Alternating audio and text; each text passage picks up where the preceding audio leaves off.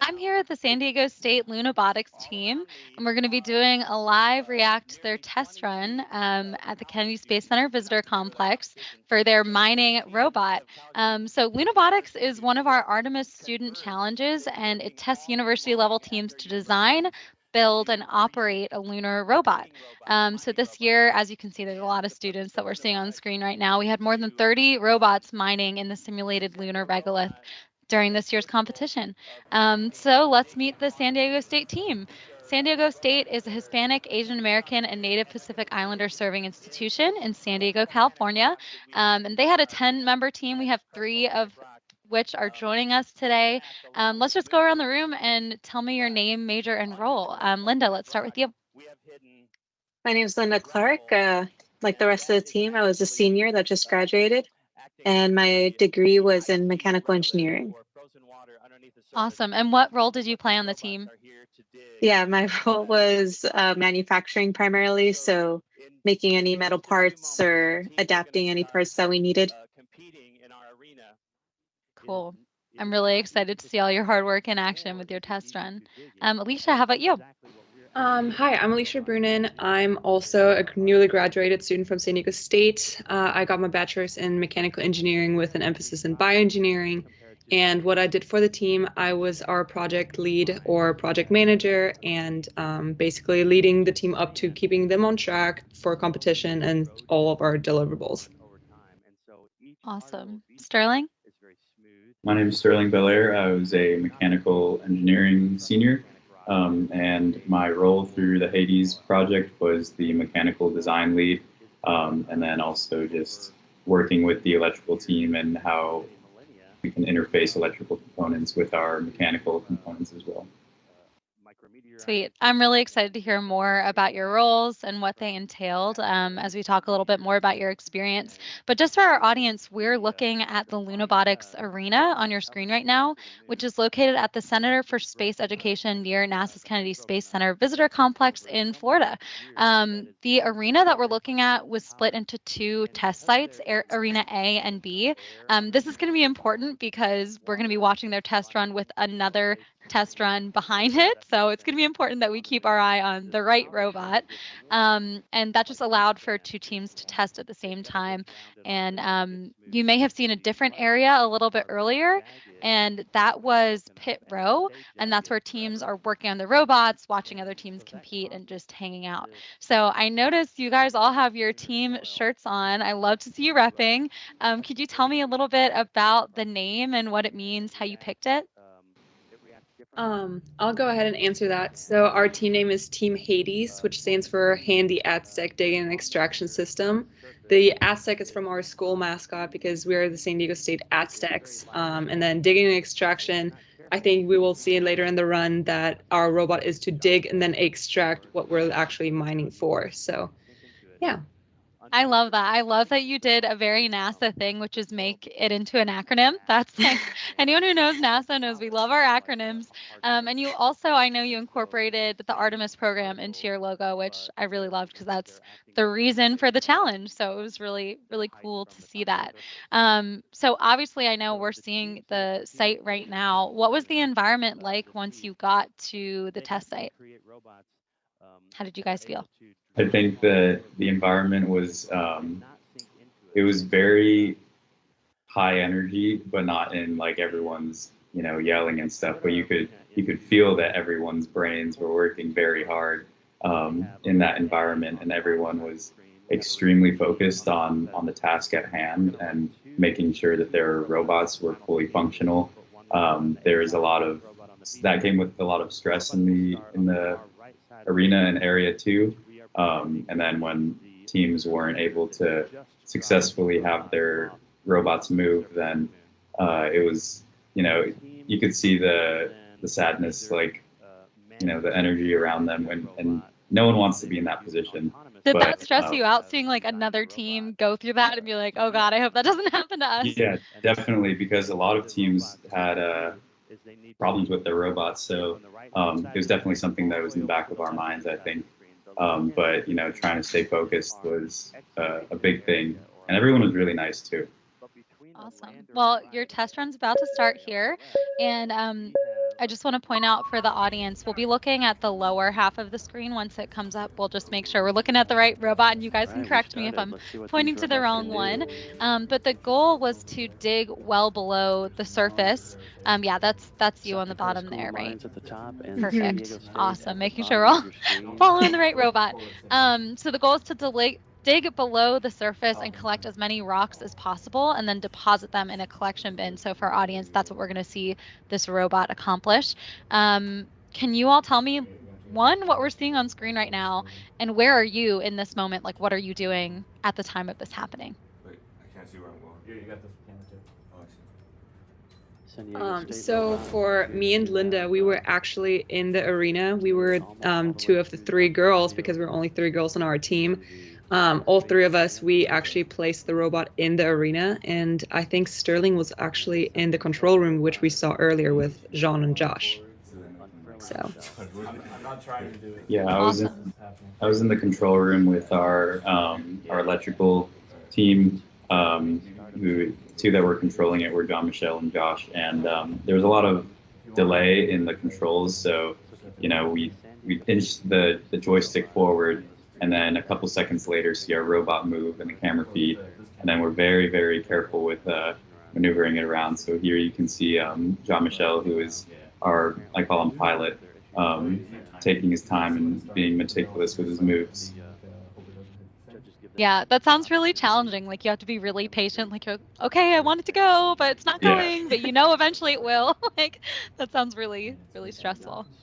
Wow. Okay, so we're obviously seeing your robot begin to dig now. Could you describe your robot, the components that went into building it, and having it accomplish what we're seeing in front of us? Do you want to talk about the design a little, Sterling, and then I can Yeah. talk about making it? Sure. So I tried to, since we came from San Diego, we wanted to create it in a very modular design because we had to think about shipping, and shipping it as a whole robot would be more expensive. So considering our funds, we wanted to be able to take it apart and put it back together very easily. So that was one of the huge things that was incorporated into it. And then, so we wanted a robot that was relatively simple but really effective. So we used a scoop conveyor, and then each wheel has individual motors that were really high torque. So we were able to get we never really got stuck, and if we did, we were easily able to get out of it. So we have our extraction system, which is this belt with a bunch of scoops on it, and that'll plunge into the surface to get deeper, and it's dumping the regolith into a little bucket behind it, which has a sieve on it. So we want to filter out as much of the BP1 top layer as we can and get to that gravel. And electrically, there were a lot of components in that box. And sometimes you see the motor kind of stall and torque. It's because our motor it had a pretty low stall current, which I think in the long run kind of helped us because instead of tearing our robot apart, then it would have stopped a little bit and then inched back and tried again. And then Linda did a great job manufacturing a lot of our components, like our wheels and our scoops and the bucket that it was dumping into because for sheet metal fabrication experience. Yeah, it was nice that our school was able to take advantage of the machine shop that we have on state, although we didn't have sheet metal capabilities. So luckily, outside of the school atmosphere, I'm actually a sheet metal mechanic. So wow. Yeah, that came in handy. I didn't expect I was it gonna to. say, it sounds like you have an advantage from the other teams. You just happen to have that skill set. That's amazing. Yeah, so instead of having to pay an outside job shop or wait for somebody else's schedule, I was able to get scrap material or know what type of material to order and do all of the layout needed to make Sterling's designs come to light. And it was also nice because a lot of times we needed to modify things pretty quickly. So I was able to just change the design myself rather than having to send emails to a job shop again. So yeah, it was nice to just help the team out in that way and have that skill set.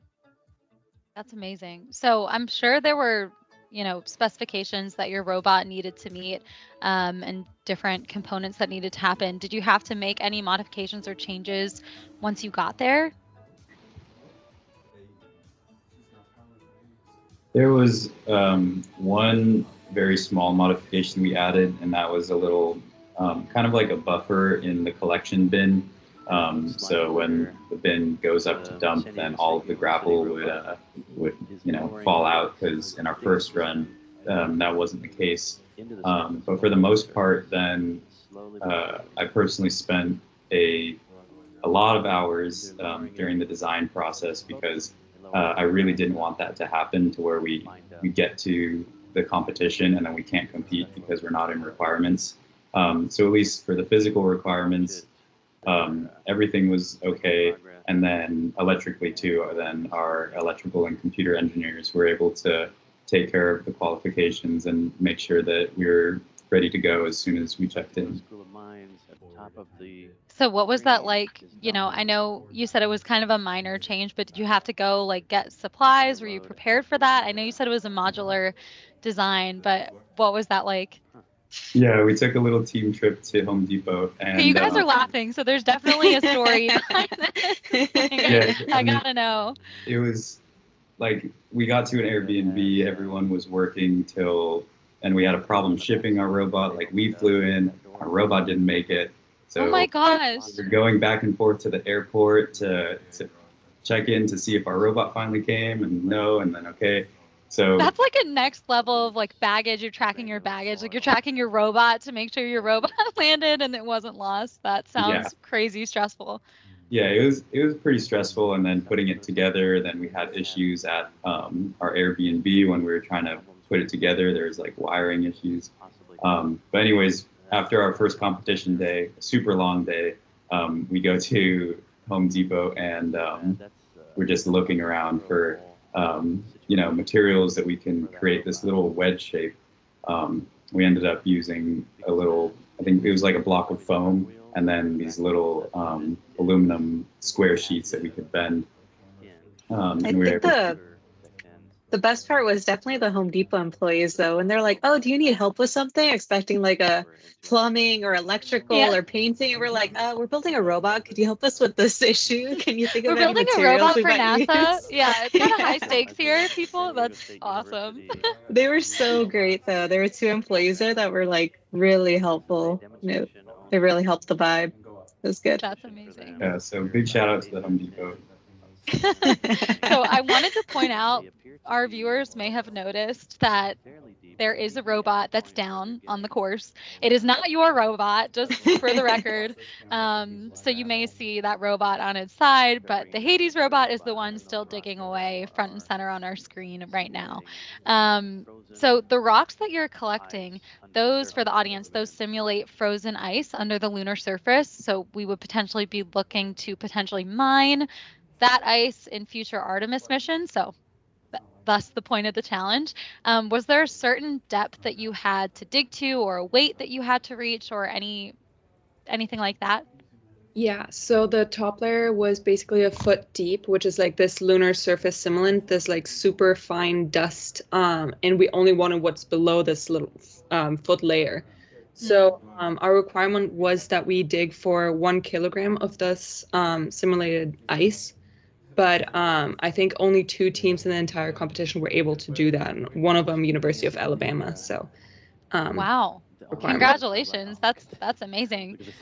So speaking of accomplishments, what did it feel like? I know this is a later test run, you had multiple, but how did it feel when you first saw your robot moving and coming to life, if you will?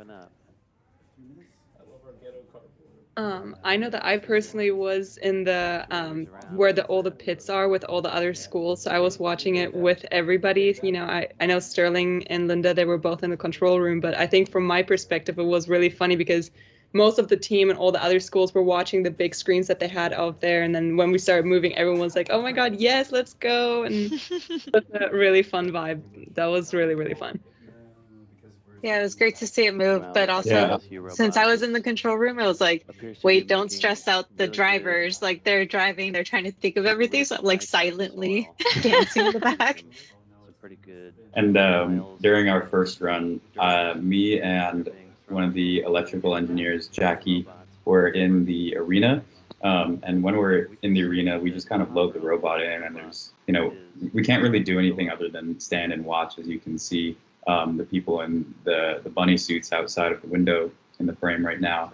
So me and Jackie were there, and then when we saw Hades maneuvering through the course and then getting to the extraction zone and then start mining, she looked at me and said, "I want to cry right now," because it was like nights up till 4 or 5 a.m., especially on the electrical side, as they were trying to debug in the weeks coming up to the competition. And Jackie especially, she actually wired everything correctly the first try, which is really insane and really impressive. And I know that she put a lot of work into it. So, from a mechanical standpoint, we can design it and build it. So I think of it as like, it's kind of the body, and the electrical side is the veins and the blood and the brains. So you really need both of them to be working, and seeing them, work successfully together, and knowing that all the hours that you put into it were actually for something, it was pretty rewarding. Absolutely. So huge shout out to Jackie and the rest of the team. Huge shout out, yeah. It's really awesome to hear you talk about it like For that. sure. So your robot seems to be doing really well traversing through this regolith. And the regolith is what Alicia was describing, that powdery like substance on top of the rock. What were some considerations that you had for your wheel design to make sure that it would be able to do that? So they need to get their digging mechanism up. So when designing the wheel, I was looking at just tons of videos of past robots that have competed in this competition, drawing inspiration from them, seeing what worked and what didn't work, as well as considering what we have the capability of, actually manufacturing.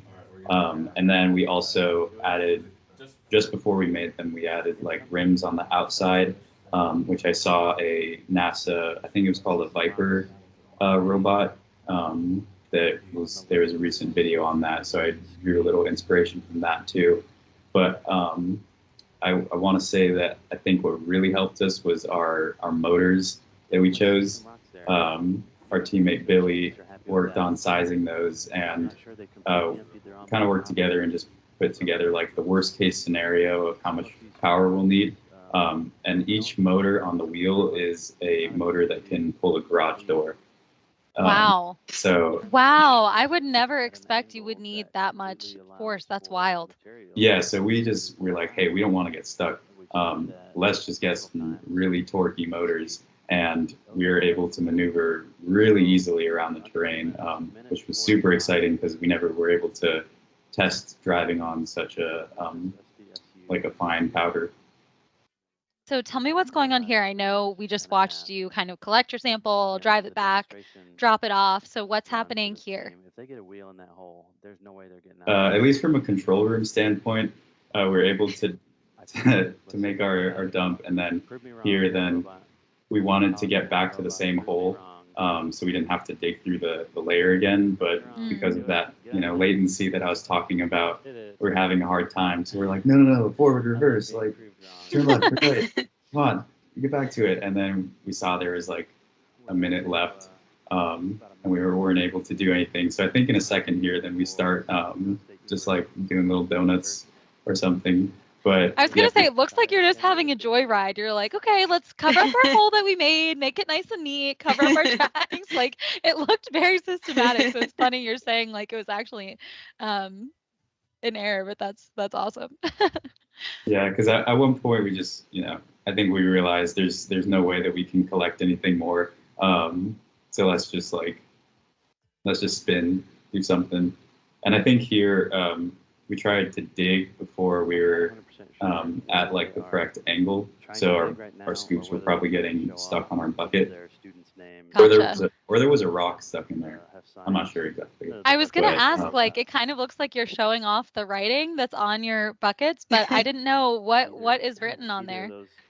Options is On all the buckets, it's each individual team member has basically one or two at least buckets for themselves. Then on the wheels, we had all the mechanical engineering students and our faculty advisor, Dr. Schaefer, who was Oh, also, everyone signed it? yes, everyone signed. Oh, that's so sweet.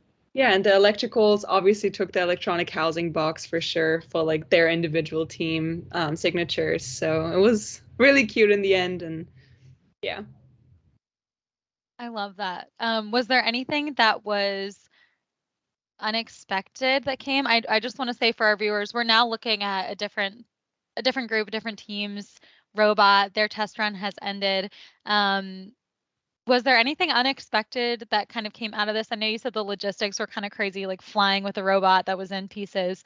But was there anything else that came up that you didn't expect to be a challenge? Yeah, we had a router problem, which was Oh, yeah. yeah. And so during our second run, I was in the control room during that time, and that was like a very stressful situation because Josh was in there, like in the terminal, opening and closing, restarting everything he possibly could. And then we realized we could connect to our router, and our router couldn't connect to Hades. Never happened before. It's never been an issue during the entire duration of the project. Oh my And we think, gosh. yeah, and we think it was because of the lunar simulant that was like in the air, like there's the static from the dust was interfering with the signal or got into the router. But I wasn't out there, but I think Alicia or Linda was there when another team like sold us their router. One of you want to talk about that? I think I was trying to run around to get an Ethernet cable because we also wanted to see again if it was the same issue happens if we're connected by cable. I think I was running around trying to see if we could get an Ethernet cable from anybody. So, but I know that it was Yeah. Billy who asked to get from another team their router, and they just basically handed us. We said, "Hey, we'll give you $20," and they gave us their router. And another thing about the competition is too, if somebody has issues with their parts, one thing that they do is over the intercom, they're saying this and this university is looking for this and this part. If anybody, like the entire competition was really also not just the competitiveness, but also helping each other out, which I think was also really, really good to see this interconnecting environment. So. Yeah, I feel it was really helpful also to have our professor there because when we ran into like some issues, he was able to have this outside perspective rather than us who we've seen this constantly every day and been stressing over it for so long and having fun. But he was able to be like, oh, did you think of this? And he was able to network with other teams. And when we needed those parts or needed things, he was able to help and be like, oh, well, I talked to their advisor and I know what they have. And that was really helpful to have him there. Yeah, having an outside third party opinion is a huge asset. This run that we just watched, I know it was a demo run, but it looks like it went really well. I mean, definitely in comparison to the other robot on the screen, but in general, it looked like you accomplished, what the goal of the challenge was. But what was the experience like for you to persevere through that obstacle you faced with the router breaking and then see the success in the demo run and see what you achieved? What was that like? Especially as a first year team, too. Yeah, I think it was great that we were able to do the demo run because during the second run again was the router failure. So that's the last one where we were going for points, and the demo run was honestly just for us, for ourselves, and like for the next coming team from our university and possible other universities that are looking for inspiration for their own robots. But I think it was more that, working on this project for a year and then failing basically or literally the thing happened that nobody expected. Like the sentence "expect the unexpected" has a whole different meaning to us now. But seeing what we worked on for an entire year and finally having it run the way it's supposed to run and so beautifully, I think was just the perfect validation for everybody. The perfect cherry on top, perfect ending, perfect rounding ending. Yeah. So It sounds like such an emotional roller coaster. I know you all have mentioned how close you became with your team through this experience, and like rightly so. You've been through a lot. Do you think that contributed to your success? Are there any moments that you want to share that you shared with your team? I think at least in the past couple weeks leading up to the competition were a lot of really late nights. Like I said, especially from the electrical and computer team. But we had pretty much our lab set up at like Linda's house because she was nice enough to let us use some of her property for like testing and building the robot, and we were able to do everything there. So I get there one day, maybe around like 11. Jean-Michel is still there from the previous night because he just like slept Oh on my the couch gosh. and was there. And it was like, yeah, me, Jackie, and Josh were up so late that we kind of were just standing there in silence, watching the sunrise and listening to a rooster go off. And, Oh my gosh. and As you do. Yeah. yeah, so they're like, so after that, they just started like, laughing delusionally from the sleep deprivation. And I was like, you know what? Even though it's really tough, I'm sure that made you guys a lot closer. And I think the teams in general, they operate a lot more effectively when people can trust each other, and when people go through really challenging things together. You build like a deep trust and a bond with each other, and that's something that is really needed to be a good team. I love that. And I love hearing that, this will bond you for years to come. It just wasn't a one-off year. Now you'll never think about it again. I'm sure it'll be in your mind in future projects and future life experiences that you have. So I just wanted to kind of wrap it up with what advice you may have for other students who are looking to be a part of Lunabotics in the future.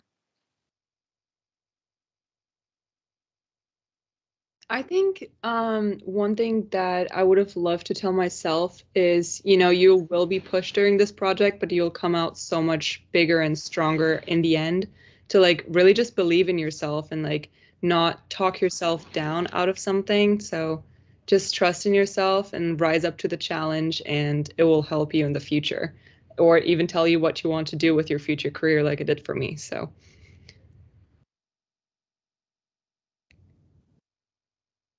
Yeah, that's massive. I hear a lot about like not self-eliminating, like don't tell yourself no before someone else can tell you no, like push yourself to limit, step outside and challenge yourself. And so I love to hear that that kind of helped push you on your future career path. That's amazing. Sterling or Linda, did you have anything you want to share? Any advice? I would say from a design standpoint, um, I heard or I saw somewhere that the first step in attacking a very challenging problem is to severely underestimate how challenging it's going to be. um, and it's like, yeah, you gotta build a robot, and it's like, sure, like that'll be fine. And then after that, you go figure it out. And I think for students that want to compete in this, um, spend time watching as many other videos of robots as you can, and look at what designs work and look at what designs don't work. If you want to try something new, make sure you have the time to test it out, and the funds for it too. And also, the powder is a lot harder to maneuver over than it looks. You need a garage motor. Yeah, oversized. Pro tip. Definitely do that. Make a rugged design, have enough torque in your motors, and good connectivity. You'll be solid.